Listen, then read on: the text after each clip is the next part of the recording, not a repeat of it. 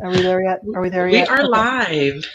Okay, which I suppose is preferable to being the opposite. So, Hi, internets. hello. It is Tuesday. It is after midnight my time on the East Coast, and my partner is out on a date, which means I have been left unsupervised. Woohoo! Everybody in my house is asleep, so I'm always unsupervised at this time. And Yay! and you have better exits, and it's better weather over there. So, Well, it's not like snowing or storming. It never snows here. Let's be honest. Never snows. I don't miss snow. I am not happy to be back with the snow. No, it's bad. And right now it's the humid stuff where I'm putting like 10 feet of goop in my hair, and it's still frizzed. Frizz ease. Oh Put it no, in I've your been hair doing that. Okay, I was going to say you put it in your hair when it's wet and then again when it's dry. Back to the internets. Hey, everybody. I'm Nikki Jobin. This is my business partner, Diana Rachel. We are Golden Apple Metaphysical. And we are here tonight for you at the Left Unsupervised, which is misbehaving. Yes. So if, as some of you may remember from our inaugural show, we suggested some interesting positions for using a Ouija board. And what you don't need and don't do for it. Yes. But it was fairly adult, and that is the style of language and approach we have. So if you are particularly delicate, I would suggest that you leave before the bruising begins. Yeah. If you're at all squeamish, find YouTube videos with Bob Ross because he's the boss. Yes. Oh my gosh. Yes. There are so many shrines to Bob Ross for good reason. See what I did there? The B for Bob and the Ross, boss. Yeah, there we go. Very nice. Didn't they used to do that like on kids' show? They give you a word and they put compound words together. Yeah, Sesame Street. Was it Sesame Street? Yeah, just about my speed today. Yeah. One of those days with the kids, huh? It's okay. I've got whiskey. Yeah, I don't have any right now. I need to go fix that. But I have Sambuca that I haven't had yet because I've been working all day. That's right. That's right. Diana is working on her next book, which is almost finished. Well, this is the halfway point, the way the publishing process works with this publisher. But I did turn in my manuscript for Counter Magic and Hex Twisting today. And so, and for people that would like to know, Counter Magic is what you do in response to people hexing you. So, Translation. Yeah. So, for example, one of the titles of chapter titles is "Hi, here's your butt back." I like that. I think the subtitle of the book should be "You fucked with me, so I'll fuck with you harder." Yeah, wrong publisher for that. But but when I start doing more adult material, that would be kind of perfect. Okay. Getting real sex magic with witches, because, you know, especially in the Bay, you get all these people going, "I know Tantra," or the guys going, "My family wrote the Kama Sutra." And I'm just looking at this going, "I'm pagan, fuck me in the fields, and then we're going to take a picnic blanket and go to a perfectly good 4-star hotel like I want." Well, there you go. There we go. I like that. Yeah. And Diana, just so you know, Diana picks great hotels. I really do. You do. I do. It's a city priestess thing. Yeah. Like I don't hate it when you make the hotel arrangements when we have to go out of town. It is definitely preferable to the last time I let my ex-spouse pick. What passed for a double bed was like maybe 1/4 of a twin, 3/4 of a twin. And so, like, even like tiny petite people could not fit on those damn beds. And it's like, remember that time we went to the festival and we had to push our 2 twin beds together so that we could oh my sleep? God, that was so bad.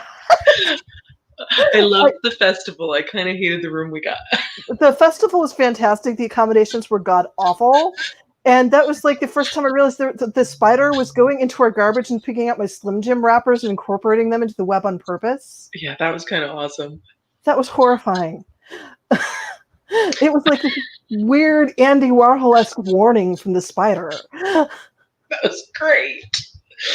Oh, unfortunately, our show tonight is not about festival spiders and their decorating habits, nor, unfortunately, is it about sex magic. That No, would be a that would be a topic I could really get on top of. how long are you waiting to do that one? I just thought of it. The Oh whiskey's God. kicking in. Yeah. All right. The Yeah, topic of tonight's show is put it back. is put it back and don't hex the moon. Dumb Don't hex the fucks. moon. Another subtitle. So when we started talking about this, I think, gosh, you had seen something on another thing on one of the boards Yeah. that just kind of got your gears going. Oh, well, this is the reason I very rarely participate in Facebook groups or pagan groups in general, is it's either repetitive beginner stuff, which I've been practicing for 20 years. Unless it's new to me, I'm just not that interested, or I'm not interested in the same old ethical arguments that clearly aren't serving anyone. But there's this one repeated thing when I go in, and it happens in both the pagan world and the hoodoo conjure world, where somebody will be digging or dredging a river for who knows what reason, and they will find something that was obviously used for witchcraft. Like they'll find, like there was one where it's like a bundle that was wrapped around a toy dinosaur, or like they'll find one that's obviously like a witch jar, which is always going to gross you out. And people have been finding, like, people find a witch bottle a year, like from going back to the 1600s. You fucking know what's in them. Yeah, I Put it hope so. back. Yeah, geez, could you imagine? You know, I guess if you're really into like ancient golden showers, that's on you, but I don't need to hear about it. Whoa. You know it's Said in a this witch you bottle, first. right? Yeah, I do. I just didn't want to think about it like that. Well, Um, I'm covering the bases. well, actually, what our first thing that I was going to talk about tonight was actually somebody digging by the river, Yep. and he dredged something up. So this is in New Orleans. This was in the Nola Times Picayune. Is that how you pronounce it? It's Picayune? Picayune. Yeah. Yeah. Picayune. So this man, Shane Mears, found it. Um, it was a witch bottle. So he said Mm-hmm. that there were nails and glass in there, and he didn't open it up, thankfully, but it's a murky color in there. It actually looks kind of like a dusty, like olive oil bottle. Yeah. You know, so he took it to two museums, the New Orleans Pharmacy Museum and the Historic New Orleans Collections Museum. Both of them were unfamiliar. And so here's my thing on this. If you are the curator of a museum in Mm-hmm. New Orleans, shouldn't you know about some of the shit that you're going to find? Like, how do you not know about witch bottles? So here's my question, is that there are like actual museums in New Orleans dedicated. The Buckland Museum, Witchcraft Museum, used to be there. I know that that's moved, but I think there is still a witchcraft museum there. Mm-hmm. There are two voodoo museums. There's one for historic voodoo and one for modern voodoo. Mm-hmm. And they don't do hoodoo. That is a completely separate practice. But there are like scores of witch shops and conjure places that could take it. Like, I don't think that he realized yeah, that it was an occult object. yeah. So I think that's why he went to these two museums, because he didn't have any idea what it was. So he's like, I'll take it to this museum and find out what it is. He I think calls himself. normally I would agree that he wouldn't have realized that, but the way the culture is in New Orleans, I'm having a hard time thinking he wouldn't. Yeah, I don't know if it's talked about if he was actually from the area, but he Yeah, he calls himself wasn't. a Yeah. subterranean treasure hunter. So he might not have been. He might have just been Yeah. dredging the Mississippi and on vacation. I just, it's one thing, like I get it, like maybe this guy knew, maybe it didn't. Yeah. But I'm just really surprised that these curators, had no idea. Either that or they pretended they had no idea because they did not want to have that talk with him. I guess. But here's our thing. And he knows what it is now, but he said he's probably going to keep it. No, put it back. That's what I said. Put it back. Ooh. Aren't we having enough trouble this year? So let's talk about what witch bottles are supposed to do magically. Because I think that may be one of the reasons. You understand why I'm saying no, put it back, aside from there is somebody's body fluid in it and you don't know where they've been and they don't know where you've been, and that's a little too intimate, people. But it's also the way witch bottles work is they're decoys. So you put your blood, you put your hair, you put the nails and stuff and the attacky things in there. And, because I'm me, I'll put some kind of taunt like over here, stupid in it. And you basically use that as a lightning rod. So the bad shit people send looking for you goes to that instead of you. Yeah. Because they usually have these, and the reason it works is most people will have a very fixed idea of you in their heads. Like you can't control how people see you. You can't control how people think about you. Mm-hmm. And meanwhile, because you're alive and your cells are changing, you are in a constant state of change. So when somebody's mad enough to throw a hex, they're usually mad enough to throw out the version of you that they imagine, which is stationary. Mm-hmm.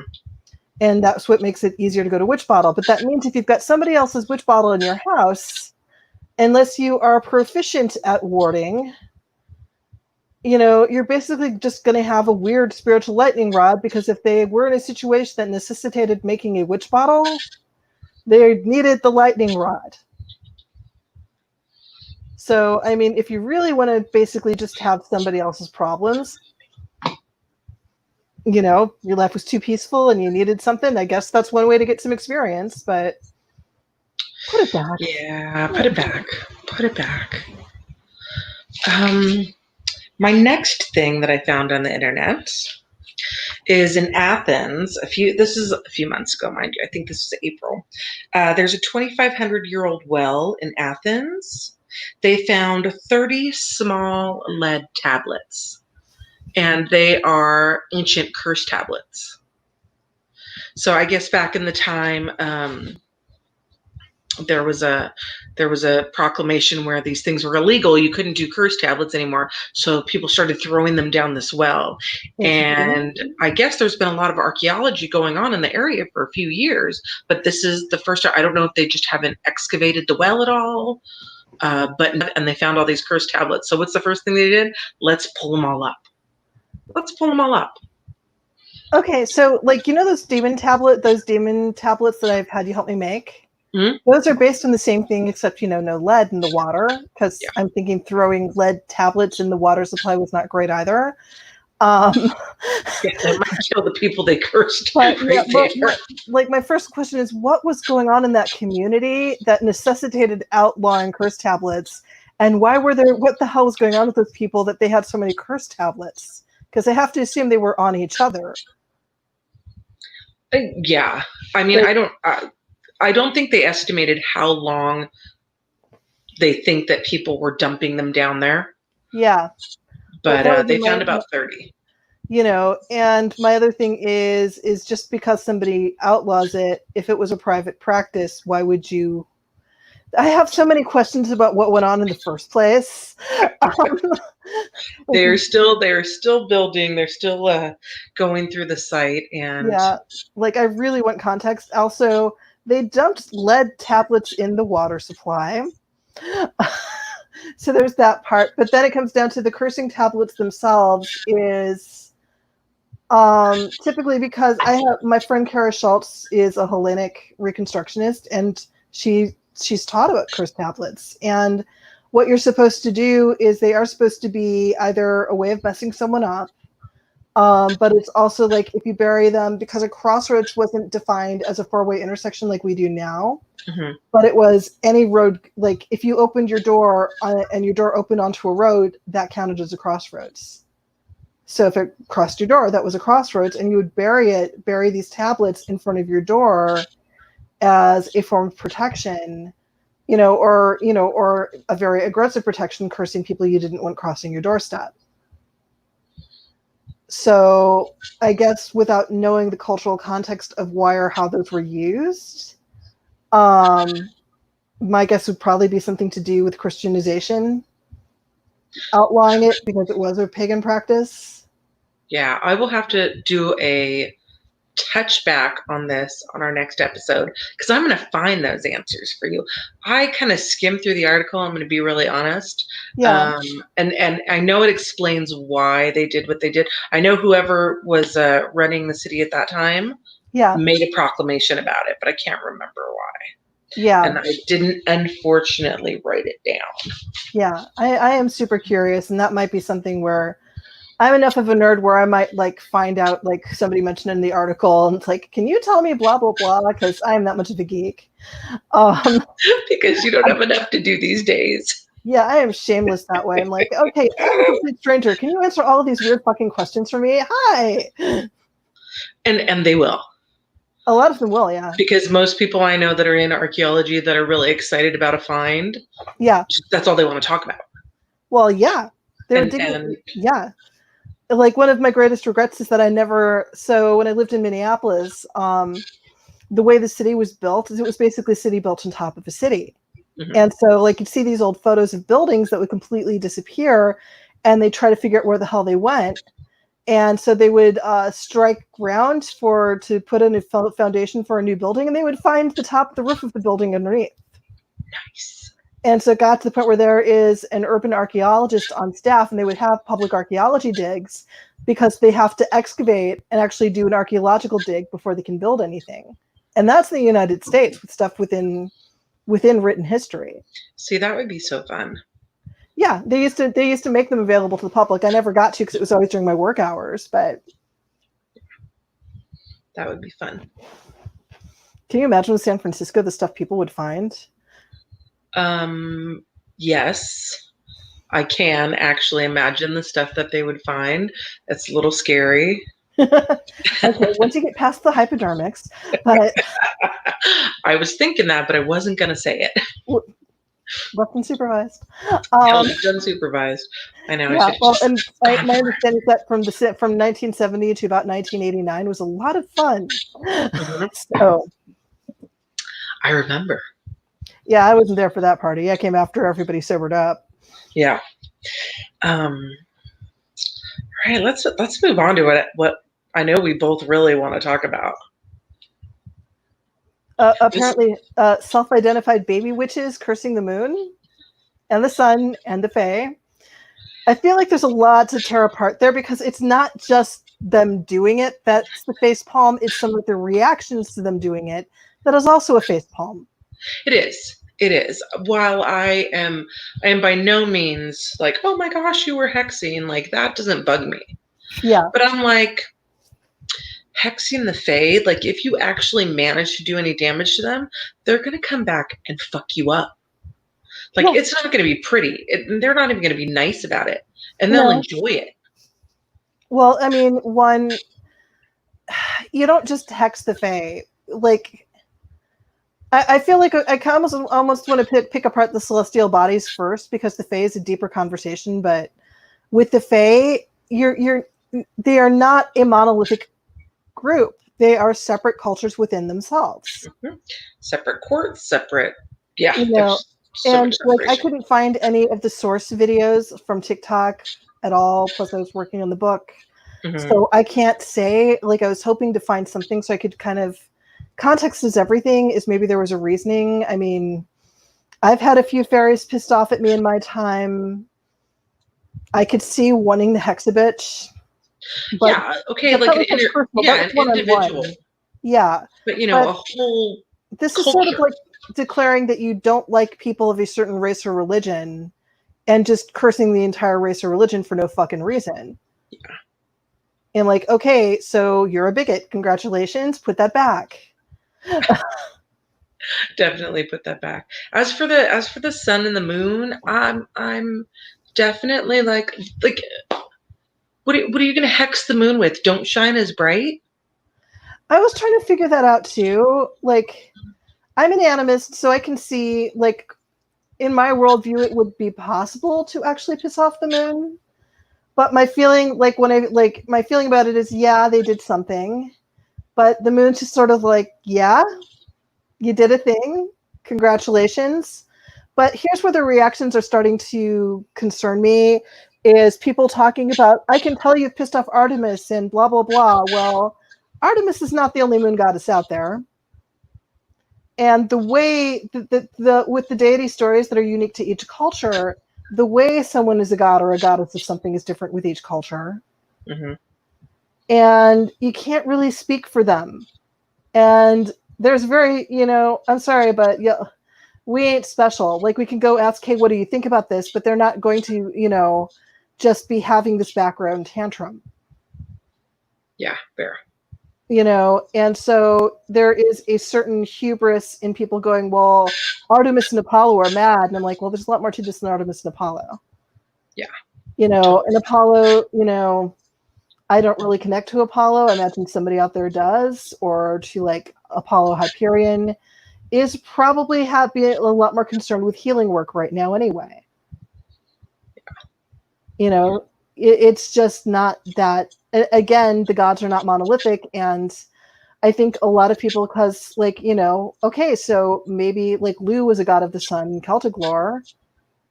I tend to deal a little bit more with Sumerian and, pre-Islamic pagan stuff. That's more my wheelhouse. And each one is going to be different. Like, the impact and influence of the moon on the desert is completely different from what it would be over the ocean. Mm-hmm. So, okay, so what did this do? What was the point? What was the reason? That's when I get into the weird thoughts in my head. I'm like, is this like a mosquito bite for them? Like, okay, Yeah. well, I'm going to put some Bactine on it and we're good. We're just going to keep rolling. Yeah. And for the sun, I mean, what are we going to get? Global warming? Well, gosh. Now More? you've screwed us. Yeah. More? Like, should I just like get out my Aquanet that I've been storing since the 1980s and just move it along? But no, I'm also looking because, again, I just wrote a book about counter magic and cursing, and I think it's a fairly open secret that I've been through quite a bit of that. For reasons esoteric and disturbing, and mostly based on me having abusive partners. But when it comes down to the reasoning for a curse, like, I'm not understanding that. Like, my first thought when I was scanning through that is somebody is talking to a demon, and the demon is trying to humiliate them into taking their meds. Like, that was my first thought. Because demons, all y'all can be assholes, but usually helpful assholes. So I'm sitting right here. Right here. You know how I say this shit to your face and not behind your back? I do appreciate that. And I do quite often talk about how angels are dicks. So I guess we're even. I handle that just fine, yes. And yeah. Yes, we are. So that's just the reasoning behind it, which I'm not really understanding, is multi-layered, and then the reactions to it. Of course, you're going to get all the white lighters going, why are you hexing, like, threefold law, which I don't adhere to. Well, and I wrote a piece for Spiral Nature, and I'm not sure what's going on with that publication, about the threefold law as a dying egregor. Mm-hmm. And I have used this phrase before, but there isn't an invisible space nanny out there trying to make sure you're nice. Take responsibility or don't. And having had people harass me magically for several years, yeah, I may have started off nice, but by the end I was ready to hex a bitch with their own blood if it would get me some extra sleep. My take on it pretty much is, hey, do no harm, but don't take any shit. If you leave me alone, I'll leave you alone. If you fuck with me again, as I said earlier in the cast here, if you fuck with me, I will fuck with you harder. Yeah, and a lot of this is these self-proclaimed baby witches wanting to show they have power. And the minute it becomes about showing power, you are showing your weakness. Mm-hmm. You are showing that you don't have power and that you are feeling a lack somewhere, which is why you have this need to flex. Like, I'm just like, okay, congratulations, you cursed the moon, so you're a fucking wuss deep down because you don't want to deal with your feelings of inadequacy and pain, because healing is a hell of a lot worse than hexing. Healing fucking sucks. The one TikTok that I did see, it seemed like the person in there was saying, oh, you call me a baby witch. So this is basically retaliation from, I don't know if the term baby witch, that they're taking it in the context of, I'm a younger person and I'm a new witch, or just being a newbie, what have you. And I kind of see and here's the thing is I have some empathy for that. Like, I don't call anybody baby witches. This is something that people call themselves. I've only seen people call themselves. Mm-hmm. And it's a new thing, like, in the last 2 years. Yeah. But what I would run into is in my 20s, I'd already been practicing for some 10 years or so. And if I wasn't in my 40s, one, almost everything I said was dismissed. And I mean, even people my own age, if they hadn't seen me in a forum before, and some people still do this, like witch-splaining is a thing, would talk to me like I couldn't find my ass with both hands. Oh yeah, that I mean it's still totally a thing. And if you don't have a pedigree, it's still Yeah. absolutely a thing because I deal with it on a constant basis. Yeah, it's basically asking for the toilet paper and they're trying to tell you how to wipe your ass. Yeah. It's really Yeah. fucking irritating. I'm like, thanks, got it. Like, get some context, people. Yeah. You know, have you saged? Fucking kidding me. Don't even get me started on that. Oh my God. Seriously, Yeah. Sage. I'm like, I love you, but that was Really? a bonehead comment. Yeah. That I did tell him that. Yeah. Yes, I've saged. I'm onto the flamethrower now. I'm onto a flamethrower and a bucket of asphodita. Come on. Oh gosh, don't even mention that word. No bueno. It's tasty. But Yeah, it's just like the, no myrrh. so every so often I almost accidentally kill Nikki. She Not has some so weird fun for me. allergies. Yeah, not so much fun for me. The sulfur's always fun. Well, especially welt sulfur, because that's basically just a way to get demons drunk. Yeah, that was fun. Yeah, so I and like you were saying, I do empathize with that because it is very frustrating to put your time and energy and passion into something rather, sorry, and someone treats you like you don't know your ass from a hole in the ground. Yeah. And a lot of it is, and a lot of the reasons people treat older witches or treating younger witches that way, if they've got, there has been this generation of time where people have bought into this idea that there is a right and prescribed way to be a witch. Mm-hmm. And you're making shit up if you aren't staying within that very narrow prescription. You know, and in my case, for the sake of my mental health, I had to break out of that extremely narrow prescription. Yeah. And I'm just looking at this going, right, but if they're actually doing stuff and finding out if it works, and that's the other thing, is there's this mentality within that narrow path that somehow you have to have their permission to do the things that you're doing. And that is gatekeeping. That gets talked about as gatekeeping. And I'm one of those people where I'm like, I'm sorry, you want I need your permission for how much fuck you? Because just no, you don't. Because I'm going to go off. I'm going to work the magic. I'm going to find out for myself what works and doesn't. And I will not wait for someone else's permission to do it. That is not how you learn. Yeah. That is not how you develop. That is not how you make magic and a progressive art form, which is what it is supposed to be. I think I've had less of the permission situation, but I have more of the situation where people don't take you seriously. Yeah. And you couldn't possibly, know what you're talking about. And the things that you're doing couldn't possibly work because you're not following a prescribed formula. Yeah. Well, and it's if you don't do it with harm none, I'm like, you don't understand. Oh, and I realized that this is also because these people have built this comfort around this idea that because they haven't given it permission, it must not have power, right? Mm-hmm. Which is one of the reasons there's a lot of witches in trouble now, because there is a movement within Christianity, the spiritual warfare movement. And that's some straight up cursing magic, and it's some potent shit. And I remember when it was first becoming a movement in the late 90s, and people were like, oh, Christians don't have any power. And I'm just like, this religion's lasted almost 1,000 years. Even if they don't have much power by themselves, they've had some time to turn that wheel and build some shit up. Yeah. And here's the other fact. They might be just praying, but honestly, when we're in ritual, what are we doing? We're just praying, but we're praying with focus and we're focusing energies. Well, so are they. They're just not calling it witchcraft. Yeah. Exactly. And it's one thing in a coven, maybe you have 13 people all focusing on the same thing.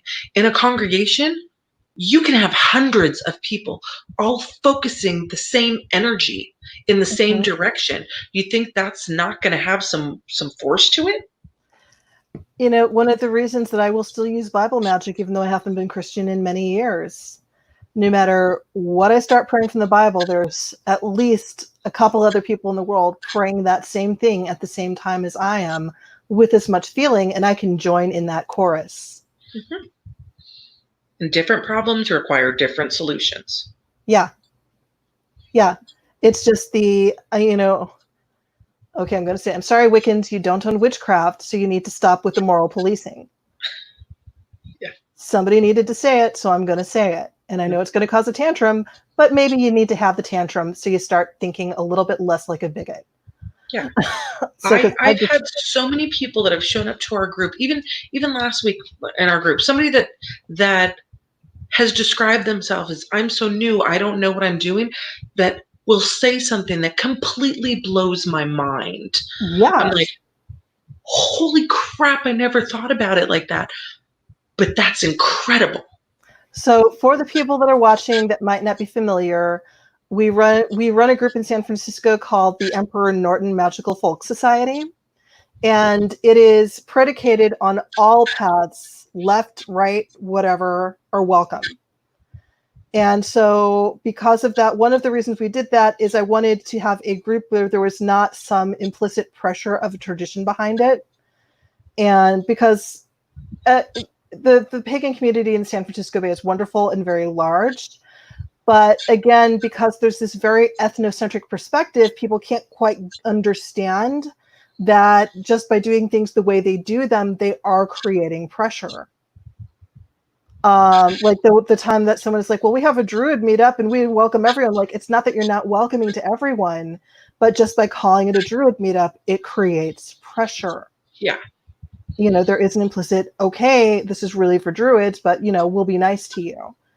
Well, and the other thing is that with a lot of the groups, you've barely met them. And, hi, I'm Nikki. This is my first time here at the meetup. That's great. We're right about to do a ritual. Come on in. Yeah. And now you're doing a ritual with perfect strangers. And you don't know what you're going to expose yourself to. You don't know what an invocation is going to be like for you. You don't know who's been clean about their energy practices. And like, if you're new, I've been training so many empaths in crisis. If you're not trained, if an empath isn't trained, you're a human lint roller. Mm-hmm. So who knows what crap you're going to pick up or who's there in a predatory way. You don't know. You can't know until you've been there a while. And if you're starting off right away that way, sure, you may have a good time and you may have a wonderful spiritual experience. But you could also still have some stuff that just isn't so healthy for you either. I learned that the hard way, remember? That the year at PantheaCon, we were, what was that, 2-3 years ago at PantheaCon? Yeah. I was there for the weekend. One of my partners was there, and their group was having a ritual, an ADF ritual, and I'd never been to one, but I was like, yeah, I'll go. I did not participate. I just sat and watched. And their Shining Ones found my energy very tasty. Yeah. And I think it would have been better for me had I participated and brought some kind of like whiskey or wheat or something to give to them. It might have been better for me, but I just wasn't participating at all because I didn't know anything about it. And, remember, I was so drained of energy that I was actually physically ice cold. Yeah. Yeah, we had to do some work on you. That was a little scary because I'd never seen you get hit like that. Well, I'd never been hit like that before. I mean, after I had. But up till that point, that was kind of concerning. Yeah. And like even one-to-one, people are not metaphysically responsible sometimes. Mm-hmm. I've had people hit with like deliberate vampire attacks from people that they'd known forever. Just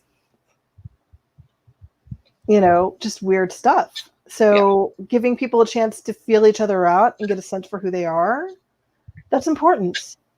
Yeah, and it's not to say that we never do any kind of rituals. However, when we do, we only invite people that we think that would be in their wheelhouse. And we let them know about it ahead of time, and they have the option of doing it. They don't walk into a meetup and we're like, hey, we're about to do this. We think you'd be great. Come on.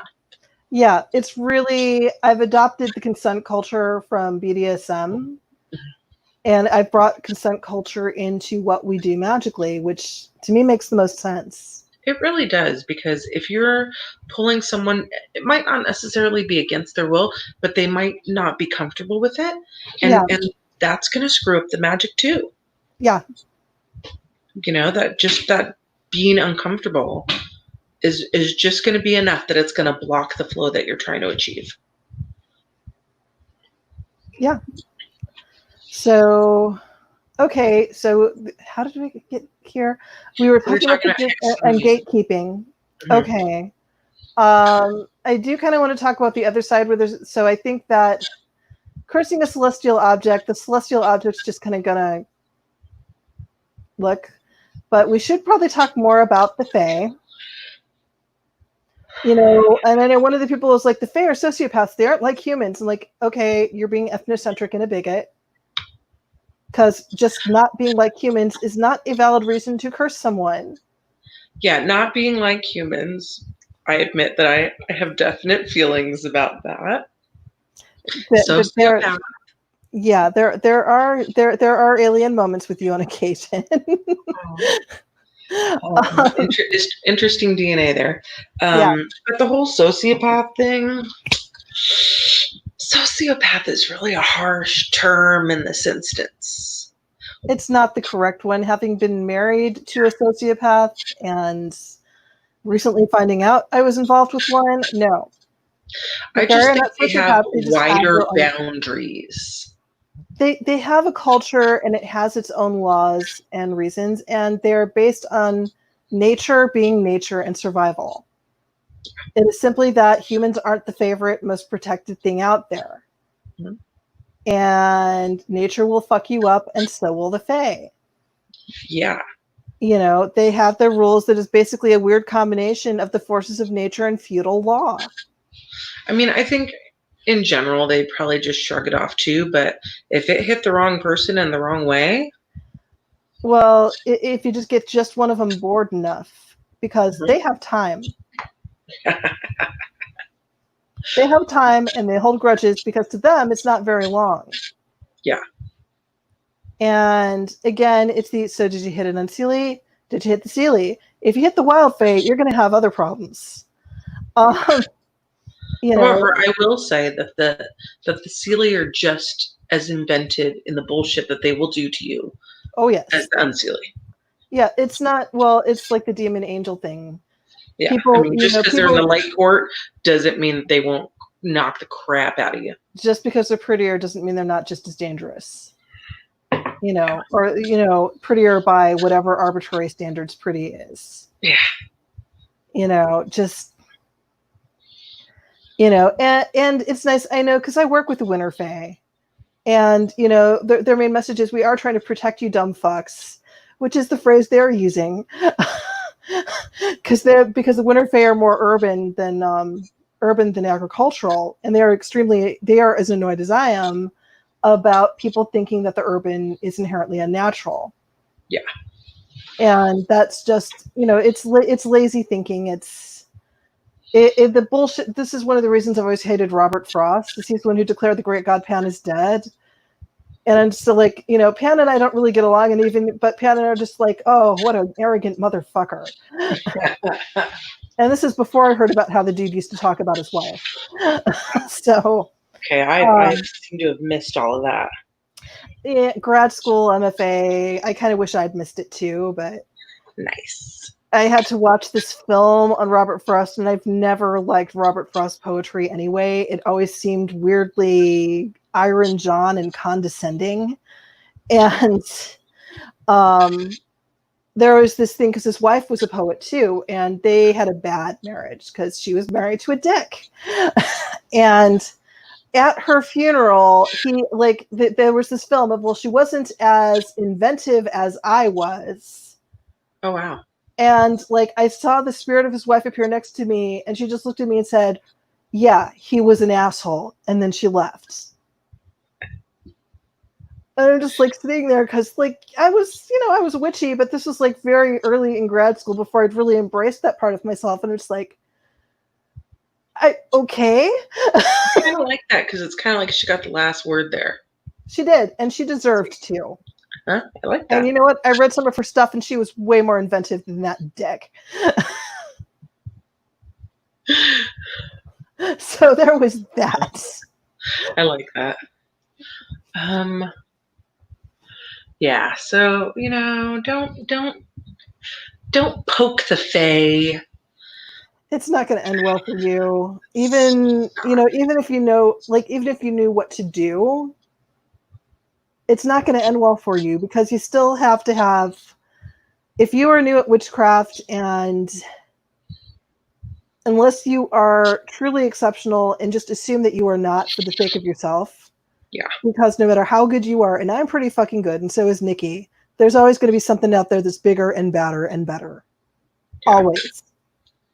So just do not assume that you're the biggest, baddest in town because that will be an invitation for someone to take you down. Yeah, I've had my ass handed to me on a silver platter I don't know how many times. At this point, there's a reason I'm in yoga. I've had to bend over and kiss my own ass goodbye so many times. It just makes me drink more. Yeah. It's healing. It's antiseptic. Is that it? That's purely medicinal. Mm-hmm.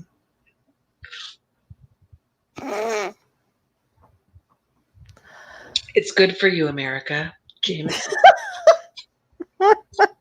Yeah, but not for the UK. For the UK, you're all fucked. You have the original fae there. You're really fucked. Yeah. This is the other thing is that a lot of people, when they think fairies, they think, oh, cute little winged things in my garden. Those aren't really fairies. Those are more plant devas and smaller nature spirits. Fairies. They have teeth too. They do, and they will mess you up, and they will get annoyed, but they are not fucking fairies. Yeah. Fairies are beings. They are, I don't like the word race for this kind of thing. They are a species or a population. I don't know what the right word is for this, but species is good. Yeah, but I like the term good neighbors for them because they live in the dimension next to us. Yeah. They are literally our neighbors. Whether they're good or not depends on how you want to get along with them, but they live in a parallel dimension. They do share the world with us, and they get profoundly irritated by the way the world got taken over. Mm-hmm. They're not just there to be benevolent and cute. And if you really paid attention to Tinkerbell, she'd cut a bitch too. She did some pretty fucked up shit to Wendy and Peter Pan. Yeah. But she was a pixie, see? Which is, it might be a type of fairy, but that is not the whole of the fae. Yep. Goblins are fairies too. They have big teeth. Yeah, and they don't mess around. Trolls are fairies too. It's just, they aren't all pretty, cute, benign things because nature is not benign, nor does it give a flying fuck about any of us, even witches. In the end, when we're all dead and gone, nature's just going to take over everything. Yeah, we're not trying, when we talk about the environment and saving the earth is fine. We're trying to save ourselves, and we keep forgetting that. Yep, pretty much. Yeah.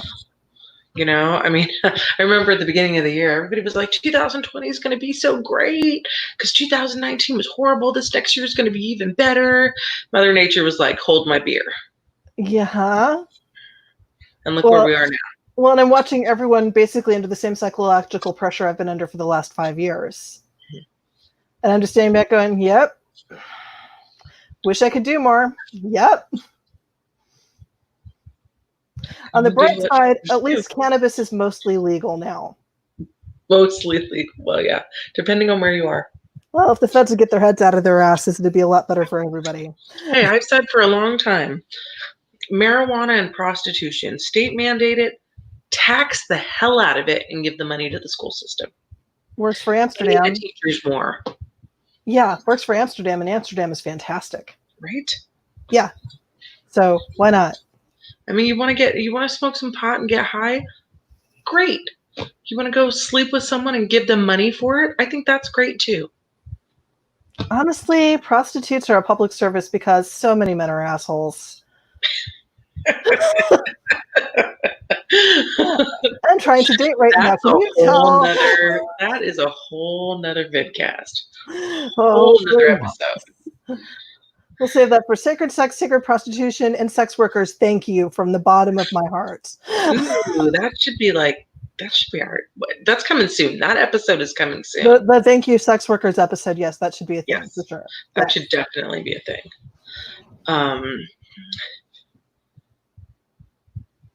yeah, it's just I'm just kind of cycling back to the other side of, the people that are condemning these people, these witches that have hexed all these, bigger forces than them.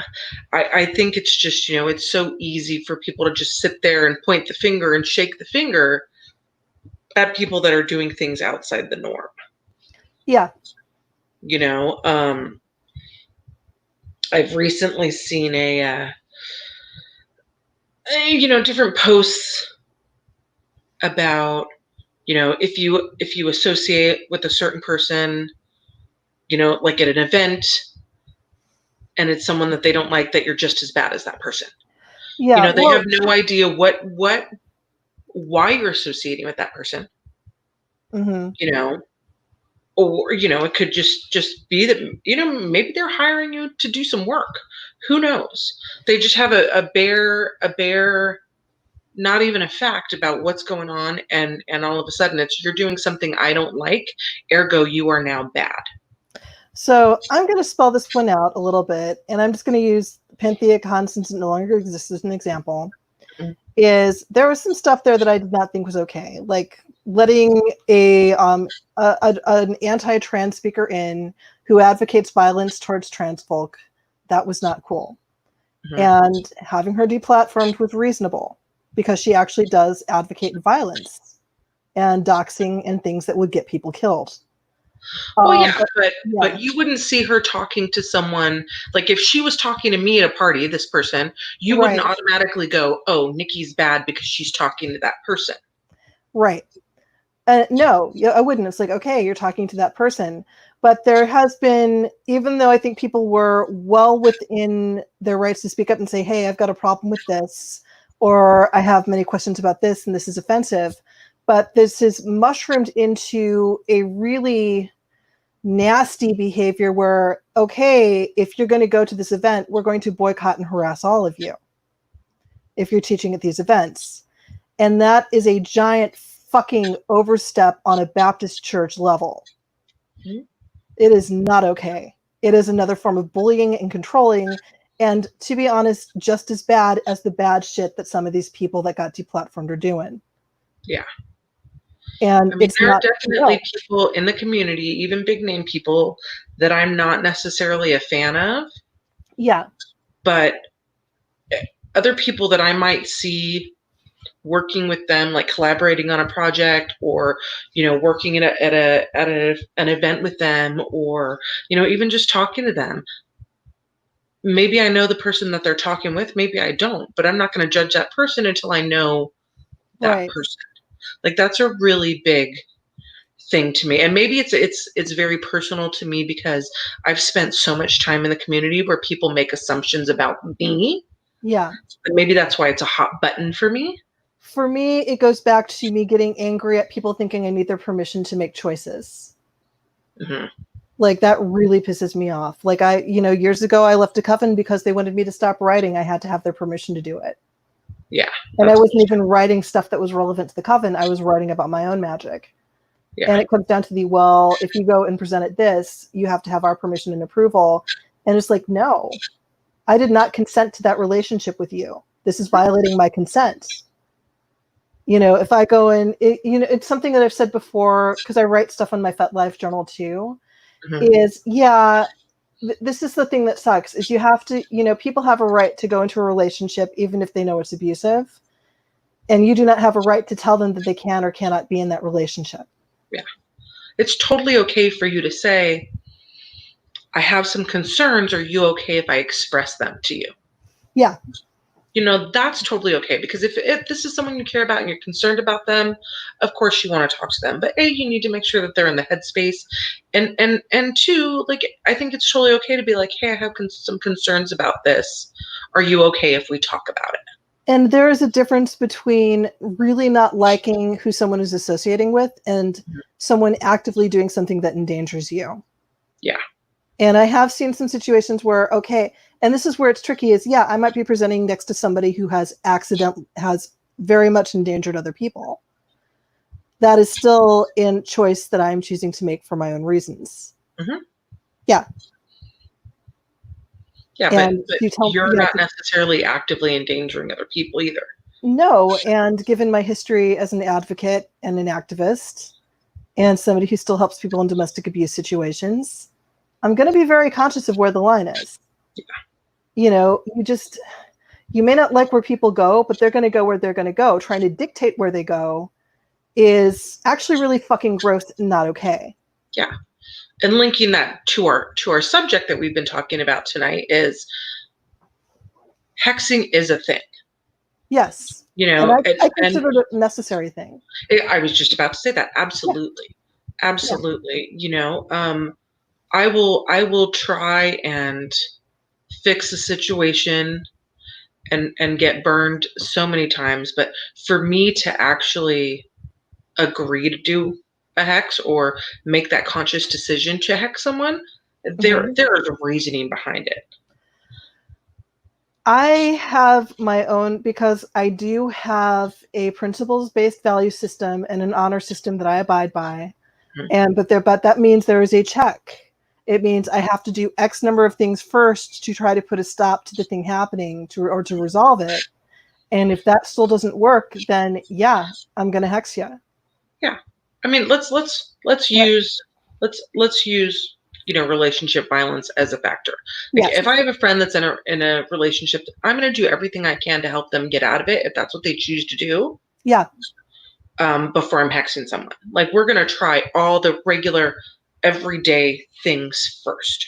We're going to do everything that we possibly can do before I resort to something that I don't think that I'm going to get repercussions for it, because I do have a system in place where I think that my repercussions will be minimal. However, I need to be okay with my conscience about why I've done it. You know, and that's not about my relationship with a higher power. That's my relationship with myself. The lines that I will and won't cross. And nobody can tell me where that line is. And nobody should dictate what that is for somebody else. Yeah. I mean, you know, within rule of law, within rule of law is kind of a group consensus thing. But when it comes down to somebody who's going to ignore that anyway, you have a right to defend yourself. And I mean, I live in, you know, my partner is a gun rights advocate. I hate guns. Our definitions of self-defense are a little bit different, but when it comes to magic, you have a right to defend yourself, and you do not need permission to do so. And I may say some very snarky things about the Catholic Church and telling people that you're not allowed to do your own exorcism or whatever, and just saying, okay, patriarch, and moving on. We know my exorcism story. Yeah, I never did take with you. You're still evil. But you're still evil. So we're going to anecdote here. Once upon a time in San Francisco, when NIkki was a little squirt, just barely 7 years old, I was my family that I grew up in with was Catholic, and I was being raised Catholic, but I had not yet taken my first communion. And my mother didn't really bring us to church, but for whatever reason that day I went with my grandmother to church. And we were sitting in the back pews, and my grandmother said, "I'll be right back. I'm going to go get the wafer." And, you know, and I had to stay there, and she went up with this line of people to get the wafer, and I see that they're getting something in their mouth, and I'm thinking, there's cookies? And my mother didn't really bring us to church. Whoa, hi, look at that. That was me. Sorry. I thought I had the sound off on my phone because I was looking to see if there's anybody in the Facebook Live that said anything, but sorry. No, not yet. I have comments should be shown. I figured out how to do the comments. Oh, good. Okay. So unbeknownst to my grandmother, I snuck into line. I went up and, you know, I took communion.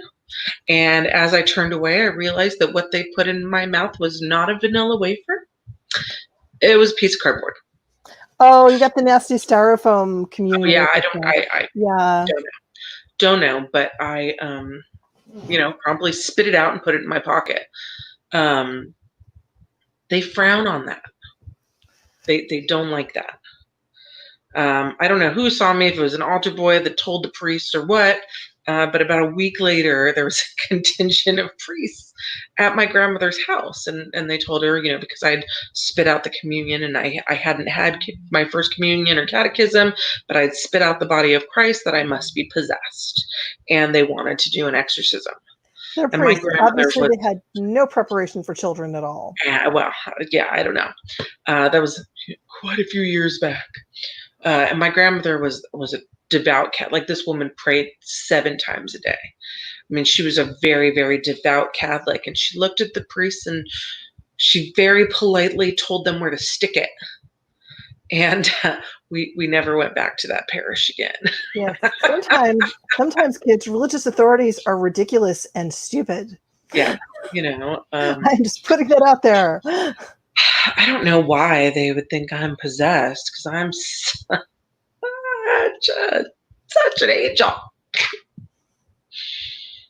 A little kid not wanting to eat fucking cardboard. Yeah, that's not a sign of possession. That's a sign that you are a kid. Yeah, it was a sign that it wasn't a cookie. And to this day, I still like real vanilla wafers. I mean, the vanilla wafers. I went to a Protestant church where we had to make unleavened bread, and there's this weird pseudo-Judaic tradition behind it, but the communion wine had a minimum proof, and we all knew where it was hidden, so it made getting through services and church breakfasts a lot easier. Yeah, see, I think people would like communion more if it was a vanilla wafer. I think they would too.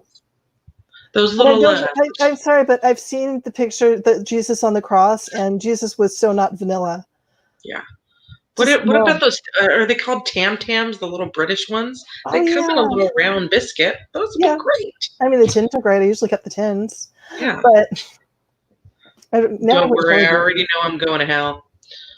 Now I really want jelly babies, but I think there's a cause plus in town. I might put on a mask and risk it. That's nice. Well, I'm thinking over the Oreos that are in my cabinet that I'm not going to eat. Oof. No, I had Oreos. Yeah. For about 2 days. Yeah. House full of kids. Oreos do not stay here, especially if you do not hide them well. Yeah, the kids know, but I also have, that whole it's half a shelf now, but we had a full shelf of See's candy. That was, I had to break up with the See's candy. Oof, yeah. We kind of overcompensated because we did not plan for Easter during a pandemic. So basically we have these big coffee cans of candy we've been working through, but now we're down to the really crappy chocolate. Yeah. Like the stuff that's wrapped to look like a carrot. Why? Yeah, Brad and I played chocolate roulette. For hey Bill, one of my Martuni's people, Bill Wicht is on. He says, "Great conversation. Thank you for sharing." You're very welcome, Bill. Thank you. Hi. Nice to meet you. For watching. I was just gonna say, if there's anybody watching and you have a question or a comment, throw it up because I can see it on the screen. I mean, it doesn't have to pertain to the show. It helps if it does, but yeah, hey, I like it. Where were we? Oh yeah, we were playing candy roulette.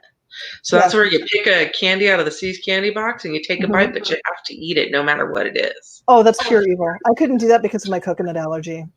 Yeah, I got coconut a couple times, and I got that weird one that's not straw. It tastes like rum and strawberry, and I don't know what it is. Oh, no, I like those though. I actually like those. Well, yeah, but I ate it.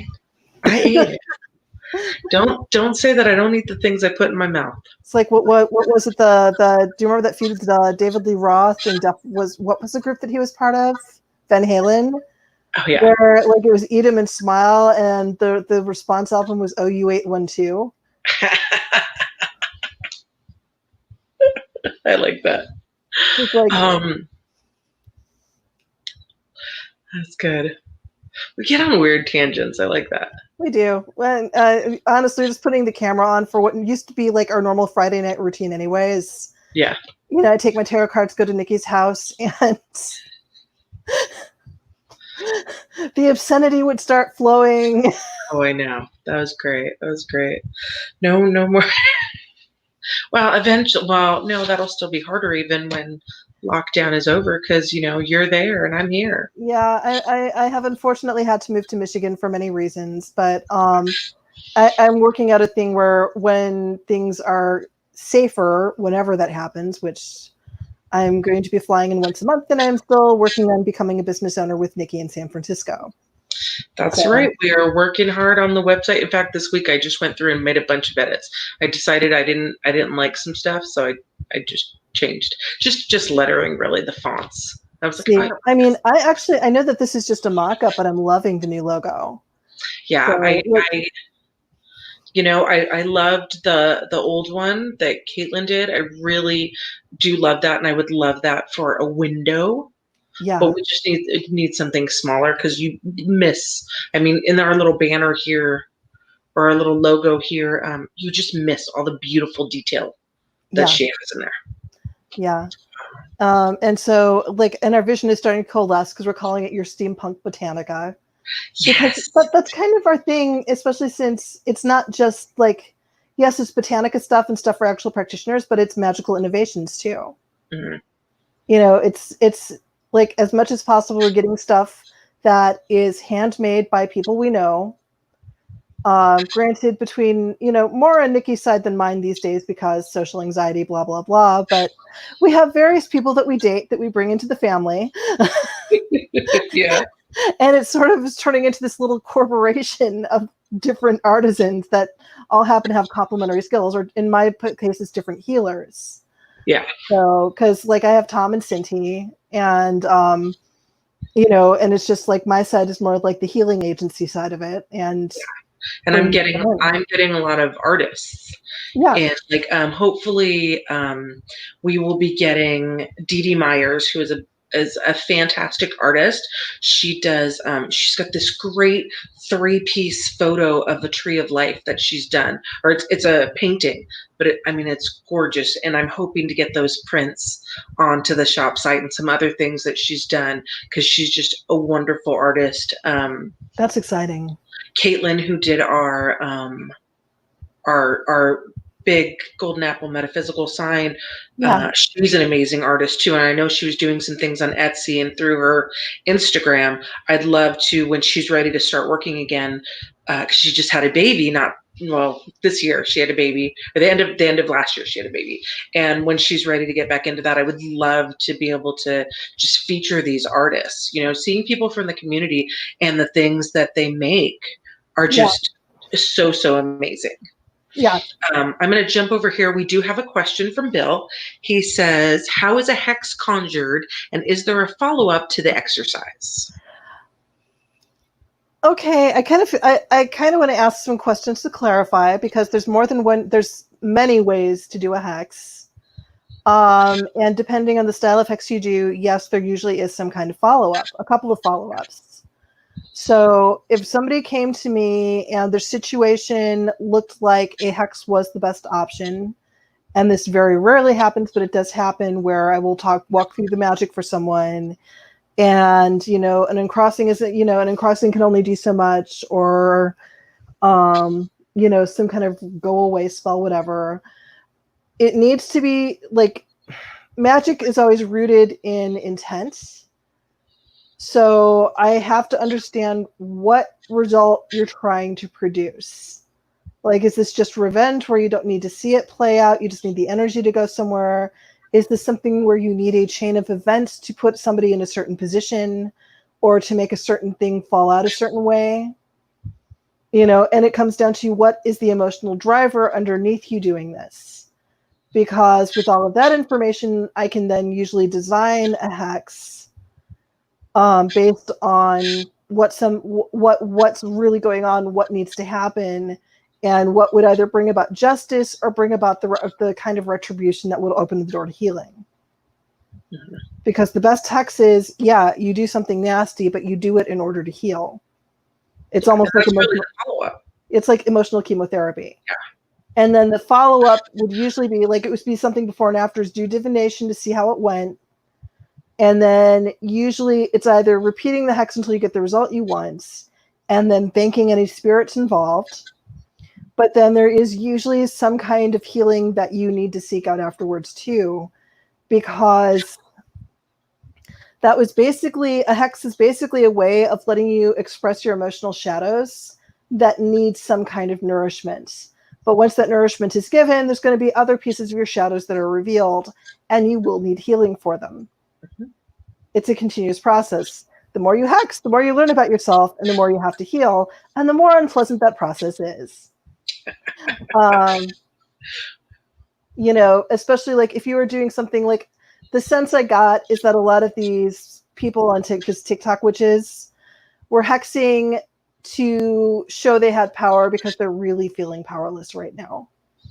And so, okay, they did that hex, but now let's go look at that powerlessness and look at what's really going to nourish it. Because, throwing crap at the moon and sun, I've been drunk enough to get mad at the moon. Who hasn't? I don't think I have. I have.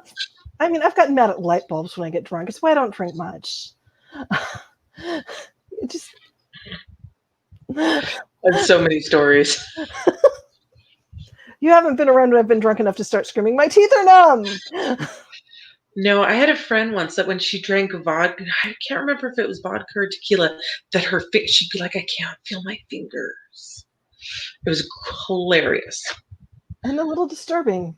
Yeah, it was hysterical. The last time I ended up rolling around in a friend's car screaming my teeth are numb, it had been preceded by 7 shots of whiskey and me attempting to do karaoke to Bohemian Rhapsody when I could no longer enunciate.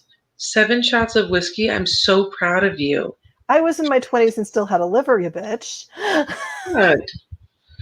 Okay, I work in a bar. I mean, I don't drink at the bar when I'm working, but I work in a bar, so 7 shots of whiskey. No, I'm drinking slightly more than I have, but even then, I'm trying to do it very sparingly. When I went to Cheyenne, they were, everybody was drinking beer, and I was drinking shots and whiskey, whiskey shots, and then whiskey drinks, and they're like, "How are you still standing up?" I'm like, "They don't make these shots like they do back home." Tolerance. Yeah, fun.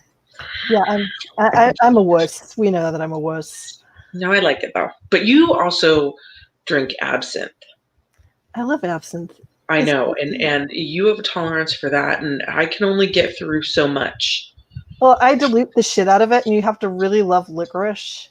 Yeah, I'm not a huge licorice fan. I have done absinthe. Remember the green fairy parties? Oh, yeah. Well, I actually met the gentleman that runs those. Okay, Bill has another question. Can a hex be placed on the dead or an assumed spirit?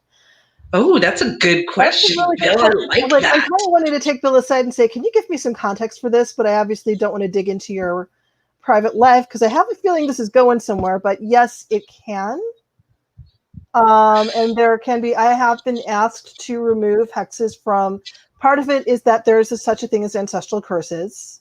Mm-hmm. And some of them, they play out in addictions or family feuds or just this weird conditions of things just not quite working. Or continuous illnesses for no apparent reason or weird ways to die, just a lot of ways they can play out. Yes, they are a thing. Yes, you can hex a ghost or a dead person. If you do that, there's some really specific reasons. Either, the dead person has pissed you off, and I may have hexed a ghost or two that was sent to haunt me because I like sleep and I get mad. Just a note here, if they're your ancestor, make sure that you have broken all ties. Yeah, and that's actually a very complicated process. Yes. I would not hex your ancestor because your power comes from your ancestors. That said, there are things that can be done to deal with the squirrely ones. Mm-hmm. But it rather does than hexing, I think sometimes it's just easier to ghost trap when you have if you have a spirit that's being particularly pesky. Yeah. Well, and I read about this one. It depends on the situation because, again, it almost always requires a conversation with the spirit to find out what the hell's going on. Mm-hmm. And a lot of the times, rather than hexing, especially in family situations, because like I had that one with the Romani ancestor who just didn't like anybody marrying outside of her tribe, and I'm not even part of that tribe. And it was like punishing me for literally existing, and I couldn't have that. So like I did a thing where I did a justice petition where I appealed to some deities that do judgment and justice and said, here's a condition that is set that is not acceptable. Can we do something about this? And they did. Yeah. And I don't always know what happens to the spirits aside from, them getting spanked and saying, no, don't do that. We will eat you. So, just Everything's hungry. It's the circle of life. Pretty much. Well, and And death. even when you're dead, you still have choices, and you're still responsible for your actions. Yeah. So, you know, all that peeping Tom shit in the shower will come back to bite you.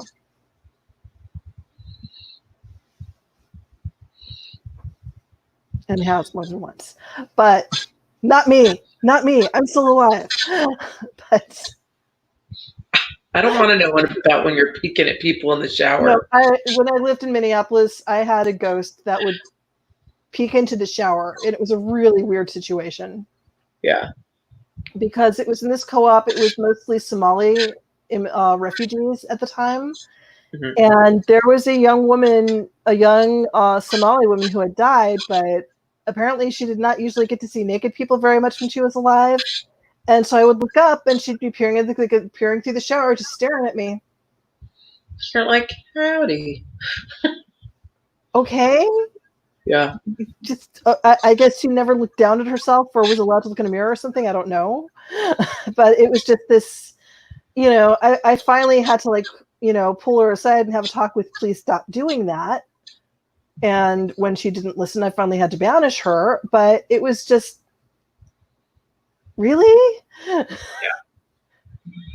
Yeah, I think I've been lucky enough not to. I mean, I think there was a spirit here for a little while. Yeah. You know, I had a couple weird instances when we first moved in, like the first year we moved here, and finally I was like, "Hey, could you not do that?" And I think you came in and gave them a job to Yeah. do, and it's been chill ever since. That's pretty much what I do. You know, it's also, again, I'm an animist, and there are indwelling spirits of the hearth and home, but the home itself has a spirit, even an apartment home. And it can be imbued with the spirit as the family lives there, or it can wake up. Mm-hmm. And so some of this has been, like, I'm going through the process now of where I'm living is this place has always been a landing pad between life crises, and we are turning it into an intentional place.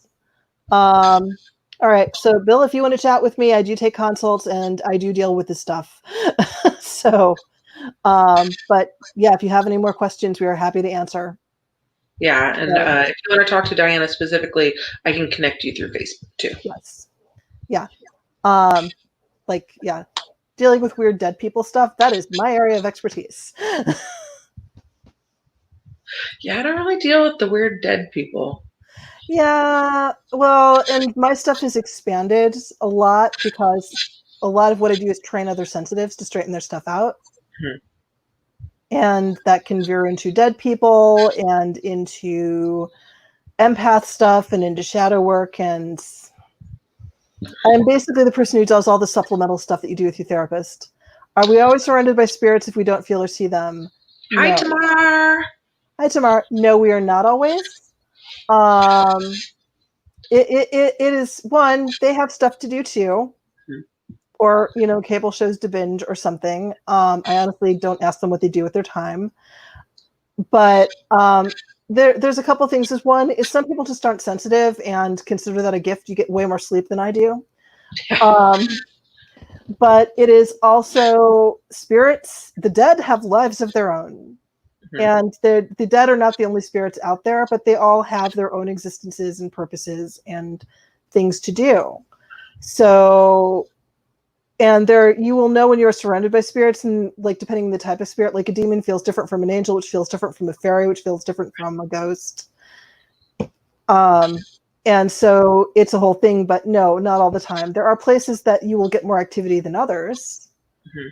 So, like, there is a lot of bars have a lot of activity because, like, that's one of the reasons I'm very picky about what bars I go into. Is there is this thing called passengers where there are spirits, because it's interesting. Whiskey can be used to block spirit traffic, but if you ingest it, it can increase your chances of possession. Yeah, a lot of times people get so blitzed, and we say, "Gosh, they're so drunk, they're out of their mind." In a way, they are, and you're very open when you're really intoxicated, and sometimes people pick up some hitchhikers. Yeah, and possession only happens by consent, but when you're drunk, you're not really consenting, but they do not abide by the same laws or modern concepts of consent that the living do. And so that can become a problem. because they'll ride you and then they'll get bored and it can be a thing. I have heard of some people getting followed home occasionally, but I'm not really sure what causes that one exactly. I'm still working on understanding that behavior. Mhm.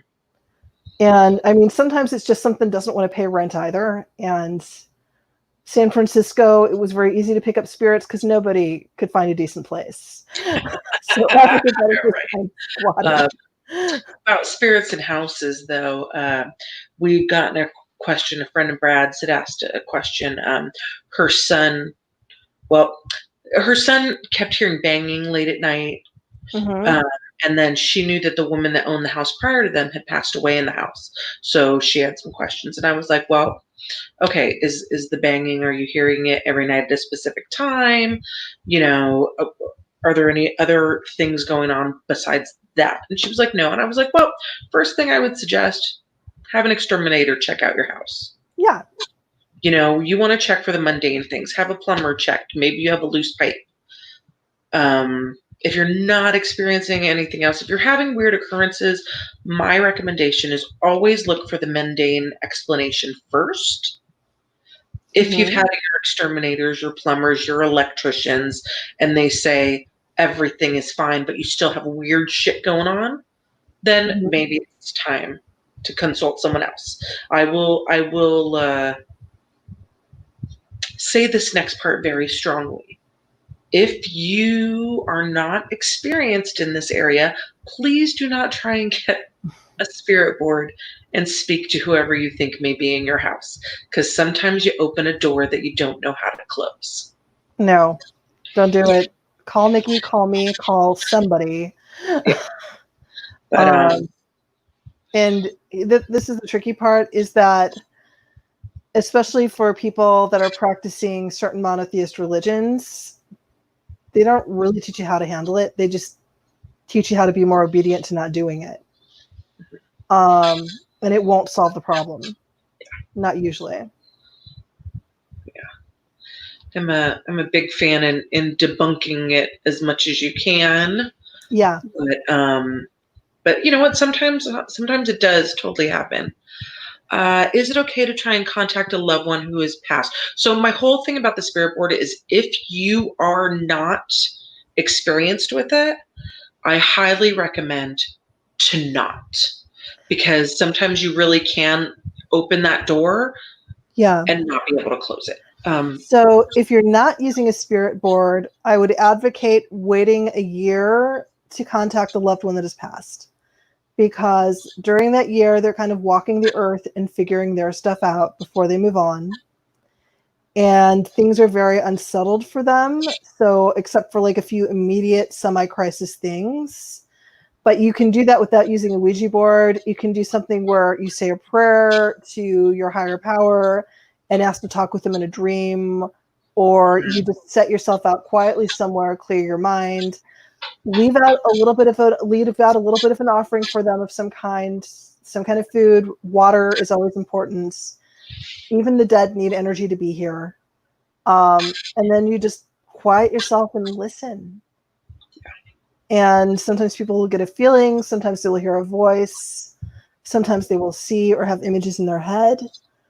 And it depends on the person and the different stuff that they're doing, but you don't necessarily need to do that. Now, the original history with Ouija boards is they were designed to contact dead loved ones after the Civil War.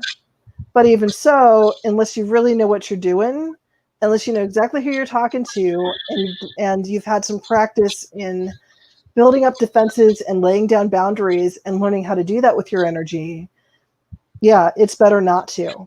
But doing something where you know exactly who you want to talk to without the board, and just inviting a conversation, and if you need to, invite your guardian angels or protectors or whatever to make sure you get the right person, or ask some questions to make sure you get the right person.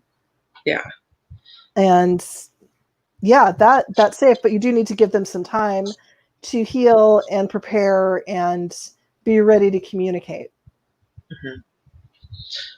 Yeah. And just going back to, if you clear your mind and try to commune with them that way, you might not get something during that time, but then maybe when you're finished, you'll be on your way home or whatever you're doing, and you'll see something that had special meaning for the two of you.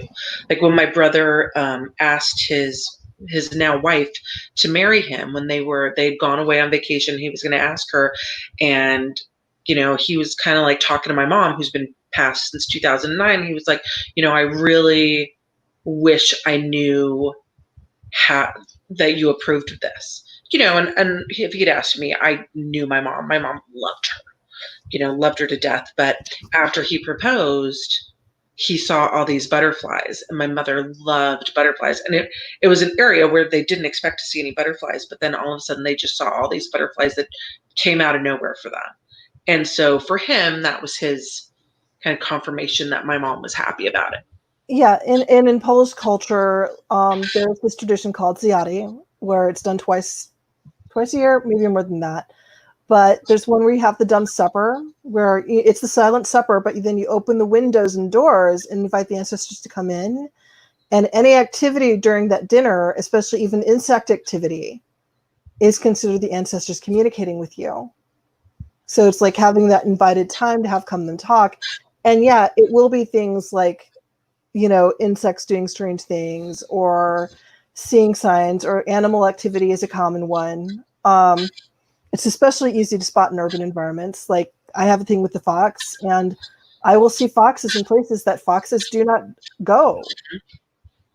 Just because, and sometimes it may even be like I will see one on a billboard when I hadn't seen that billboard before, and I'm fairly advertising blind. So like I'm the human that marketers hate because of that. But it will come out in different ways. Another thing for maybe be more open to talking to your ancestors when they're at their point, around Halloween or Samhain, or Day of the Dead. Many cultures revere their ancestors during this time. Yeah. So in my house, we have a certain area that we set up. We put pictures up of dead loved ones, and then we put something by the pictures that's just, something that would, like, some kind of offering to them. Yeah. And the veil is thinner there, so it's oftentimes easier to communicate with them during that point, or to get signs from them. It is. And it's also like it can be a very healing time when you know what you're doing, what you're carrying to it. So it's something my partner is fond of saying is grief is love with nowhere to go. Well, Samhain is about acknowledging your grief. And I've written about Mabon and Samhain, and I talk about Mabon is you realizing a loss is coming and what's been sacrificed for everyone else to survive. But Samhain is that space where you talk to these people, where your grief, where that love that has nowhere to go gets somewhere to go. Mm-hmm. Because you communicate with them and you connect with them and you feel that continuity. And yeah, some of us have had some really fucked up ancestors, and that means the healing work is that much more important. But if you reach far enough back, you will always find some of the good ones.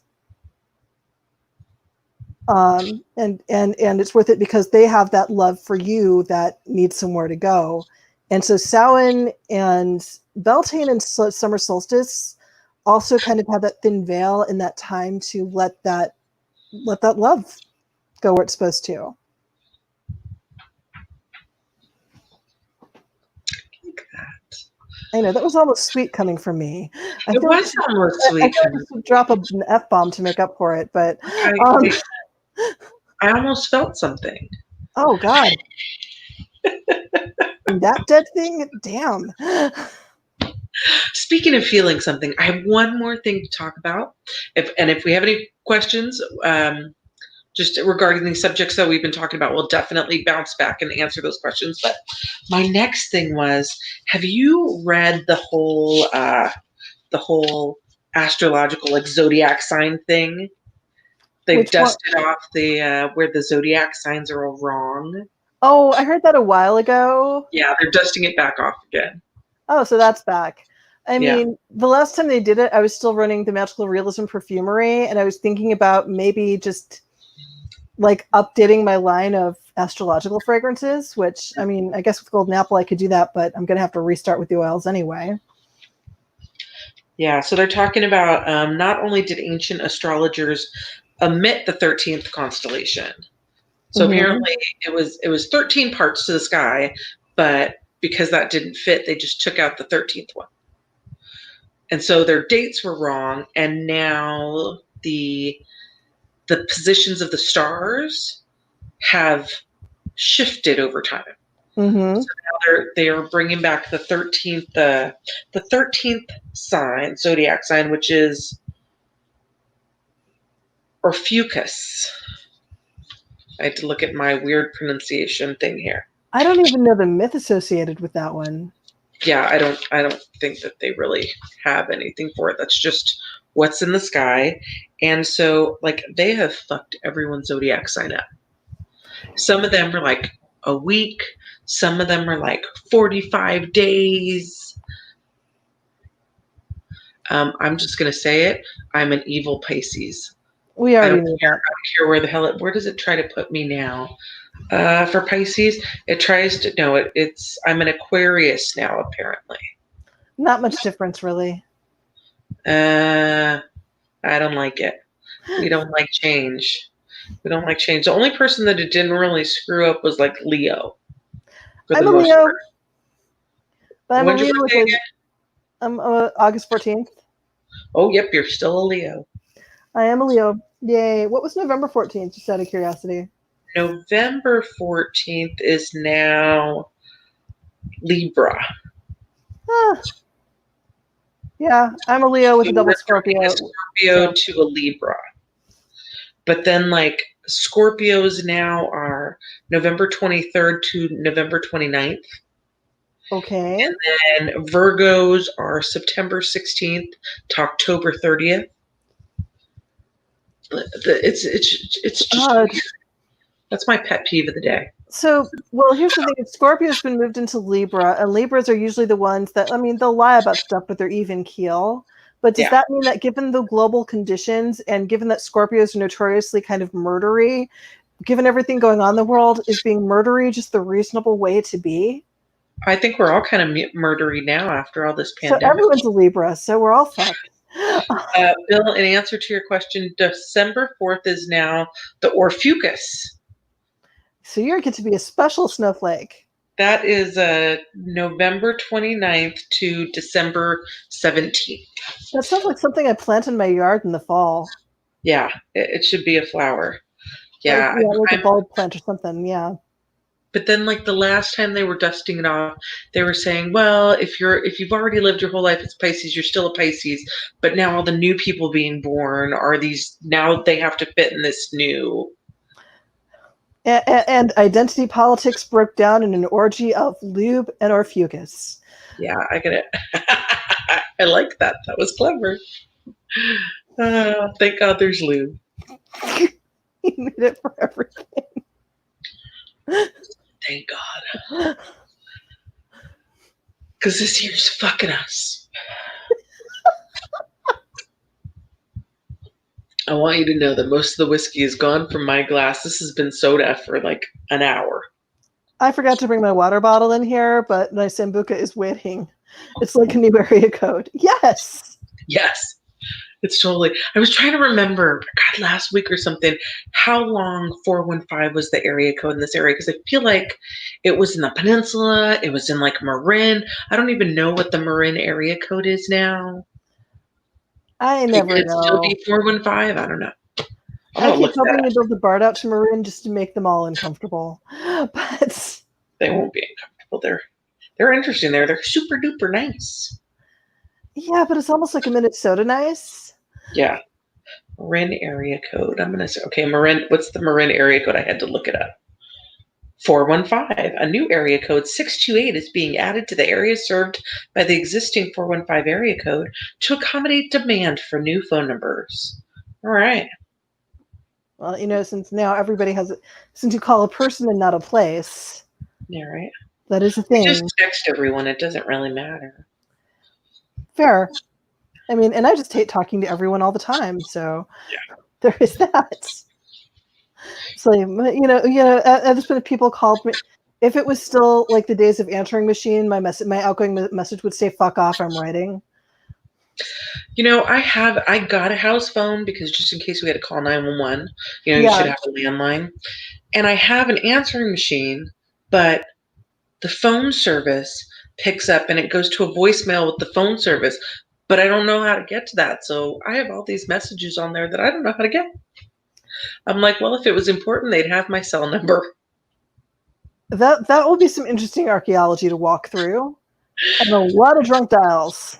No, I know how to get it off the answering machine, but it went to the No, phone I know service. the Yeah, voicemail. I'm curious. Like, I'd yeah, almost want to listen to voicemail because I'm guessing there'd be some crazy shit on there that might explain some things. it might. It Like, it might. would probably explain what happened to a few potted plants at the very Yeah, least. right. Well, as it is for I have the Google phone number right now for the shop. People call all the time, but nobody leaves a message. So sometimes I try to text them back through the Google Voice Yeah. and go, "Hey, this is Nikki from Golden Apple. How can I help you?" And no one ever responds. I feel so not loved. No, well, because to a lot of people, they're calling it, but to them, it's like calling a porn shop. Like, in their Maybe. minds, like, calling a witch shop is like the same as like pulling into the lot and going shopping for a cheap vibrator. Well, the only thing that I hate is that it doesn't tell me calling for this number. Yeah. Like, so I think that they're someone just calling me, and if I don't know them and they don't pop up on the caller ID, I just don't answer it. Like, I figure if it's important, they'll leave a message. I mean, you've got it in Google Voice, right? Yeah, Okay, like, but it I doesn't guess say it's a Google Voice call. that's the setting in your phone, probably. Oh, So okay, that's maybe probably part of it. that would be the No, tech I've got the one piece. because I'm still listed as a life coach on Yelp in San Francisco. There's this one set of scammers that they always call, and they always start with I'm looking for a life coach for me and my family. So of course they're trying to get you to think ring a ding ding, lots of money. And then, do you take credit cards? It always starts with, do you take credit cards? And it turns into this thing where like they describe their family as all females, which is disturbing. Mhm. And they want these specific things that like are absolutely not in any of the services I provide. And they're like, can we just do this by text? Because I'm deaf? Like, okay. And it's like each step seems reasonable, but it's been repeated just often enough that I've gotten apartments like, oh no, you've already hit me with a scam. Like, I'll just answer with that because I don't have time for this shit. Yeah, I remember the time you had someone that you were like, nothing that you want is in my purview. Yeah. Everything I do is very clearly listed, and they were a legitimate client, but they just wanted things that you didn't do. Yeah. Well, because they wanted to, like, what I do help, I am not a therapist. I do not substitute for a therapist. And like what they needed was a freaking therapist. Mm-hmm. I will do things that will help your therapist work with you better, but I am not a therapist. Yeah. And I am planning on going to Cherry Hill Seminary for pastoral counseling at some point. So I will at some point be a pastoral counselor, which is not anytime soon, but I am most certainly not a therapist. Eventually my partner Cinti will be a therapist, and that is a different thing. And right now they are not a therapist. We are healers, but we are not therapists. Yeah. By increments. Yes. I'm And still slogging my way through those herbalism classes. How's it going? It would be a lot better if I actually did the modules. Probably. I got kind of snowballed in life stuff. Yeah, I I was get thinking that. about that today. Yeah. I mean, I managed to show up for all of my photography classes. It helps that they're on Zoom, so showing up is a lot easier. Nice. Especially since I'm living in a city where it is literally impossible to get a lift when it's not a pandemic, let alone now. Yeah. So yeah, we're all kind of leery of like the Lyfts and the Ubers now. yeah, because you have to wear masks, and honestly, I'm okay with the mask thing, but yeah, like I don't mind wearing the mask, but like, yeah, there's other people that are going to be in those cars, and I've had some really creepy experiences with some of those drivers. Yeah. I mean, Lyft Pink shouldn't be necessary, but it is so necessary.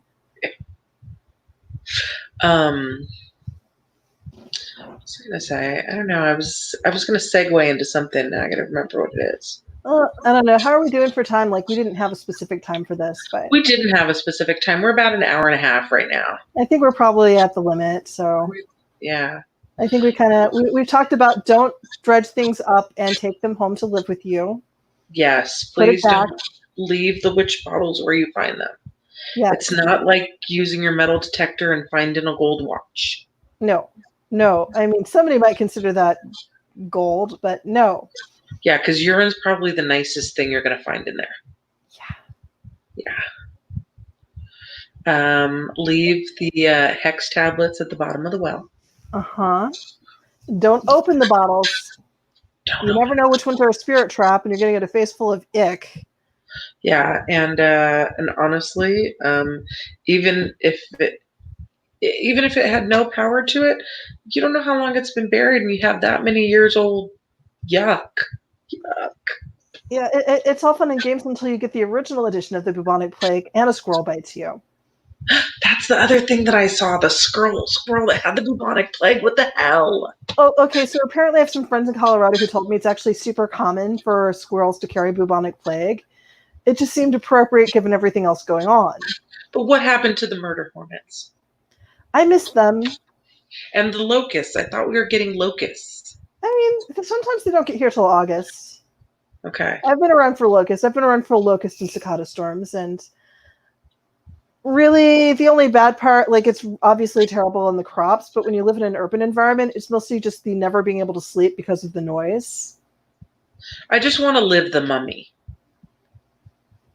If the mummy looked like the mummy in the Brendan Fraser movie, sure. Yeah, if Brendan Fraser could come save me from the mummy, I would be totally okay with that. I wouldn't have minded the mummy kidnapping me. He was hot. Yeah, he is pretty hot. And he didn't talk much, which was even better. We were just watching with that kid. Do not read from the book. I've been talking to too many men lately. I'm just like, here's your ball gag. We can go from there. But do not read from the book. Well, in my case, it's probably too late because it's in my head somewhere. Right. Swirspentuck Polaniak's Lullaby. All right. Well, I think that was a pretty fun episode. I think so. I don't know what we're going to talk about next time, but yeah. Also, don't hex the Fae. That's a self-correcting problem. Yes. Because whatever they did to piss you off enough to hex them, they will do something worse in retaliation. The moon and the sun don't care. Not really. They're floating space rocks and space engines. And again, probably a self-correcting problem. Yes. Yeah, that's our episode. Please, if you like what you heard tonight, please follow us on Facebook or our YouTube channel. And feel free to share, especially if you found us amusingly obscene. So, actually, we were pretty mild tonight. Yeah. Well, I'm sure there will be more stupid in the next weeks. Yeah. You only mentioned porn shops once. That's pretty good for me. I think we should have an episode. That's going to be our sex magic episode. I mean, are we going to have a little GIF of somebody like using a planchette with their penis? Now I have to look for that. We will talk about how you can use crystals to store sexual energy. That is your thing, yes. And I can tell the story of when my this will definitely, I won't tell it now, this will definitely be in that episode. The story of my bachelorette party was actually a pleasure party with sex toys, and all of my friends that were there, all of our moms were with us. Oh, fun. It was hysterical. Oh, fun. So that'll be our, I don't know what episode it'll be. It won't be the next one, but it's going to be coming up. Definitely, if you are a practicing pagan out there who is looking for a social group, you can find our group, the Emperor Norton Magical People's Social something. Magical Folk Social. Like if you search Emperor Norton and Meetup and for this Bay Area, it'll come up. Or message one of us. Yep. And we can direct you to that. Also, find our page, Golden Apple Metaphysical. We are on YouTube, Facebook, and Instagram. All right. Have a good night, everyone. Bye. Oh, I got to figure out how to turn this off on. I need some cool ending music is what I need. All right. End broadcast. Good night, everybody. Good night. Maybe we should just get a kazoo.